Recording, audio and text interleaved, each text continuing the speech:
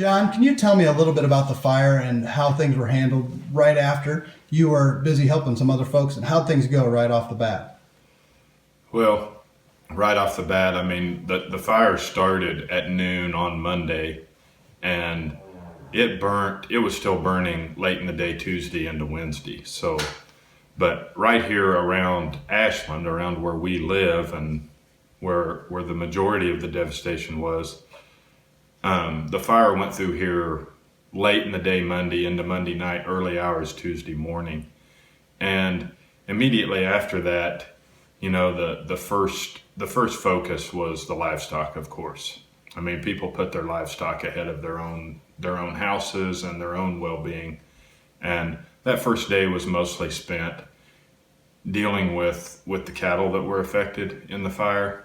That meaning that the cattle that did survive the fire and were not suffering, there were a number of cattle, unfortunately, that were dead the next morning, and a number of cattle that had to be humanely euthanized. But the cattle that weren't, everybody spent that first day getting them to a safe place, that there was still fences, that there was something to eat, whether they had to haul them hay or they put them on wheat pasture, and making sure that the water source, because obviously there was quite a bit of electricity out, and making sure that there was a good water source for those cattle. And then we've spent a good part of the day here working. Tell us about some of the damage on your ground here, and I believe there's something like 4,000 miles of fence gone in this county. Yeah, and that's a big job. The estimation, and I who knows how accurate. I mean, I know they did everything they can to make that estimation accurate, but the estimation is about 4,200 miles of fence that has been affected. Some of that, as you've seen today, is totally done and needs to be replaced. Some of it has extensive repairs that need to be done. But so that's where the focus is now. I mean, we've got the cattle, taken care of, where they are just no more work right now than they have been in the past, as far as going, checking them, feeding, checking water daily.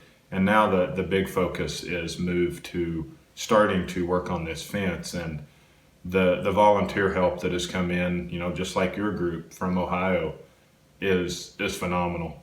It's allowing so much of this, especially the cleanup, to get taken care of in such a timely manner.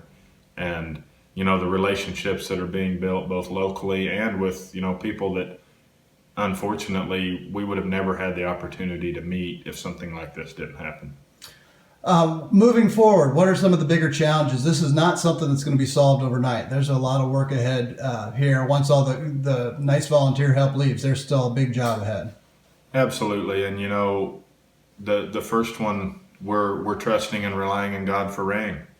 And when He provides the rain, then the grass will regrow, and we will have opportunities to turn cattle back out into these pastures once the fences are built.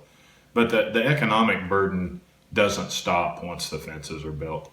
It doesn't stop once the cows are turned back out. I mean, a lot of these reputation cow herds have been generations in the making, and with 80 to 100% death loss, that's not something you rebuild overnight or in a year or even in 10 years. And the burden economically continues to happen. How many acres in this county, and how many cattle losses are they talking about at this point? Well, the acre estimation is somewhere between 400 and 600,000 acres. And the cattle numbers are very hard to predict, and all we're doing is making an educated guess.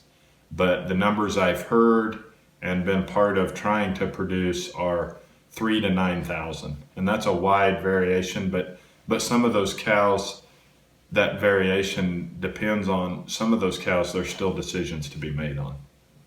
Yeah, and it is, again, going to be a tough road moving forward. Anything else you'd like to add? We would just like to thank not only everybody locally, from local firemen to all of the lovely agricultural people that God has sent to us as truly blessings, that have come and given of their time, just like we would, we know, but it just reminds you how how good and honest and caring agricultural people can really be.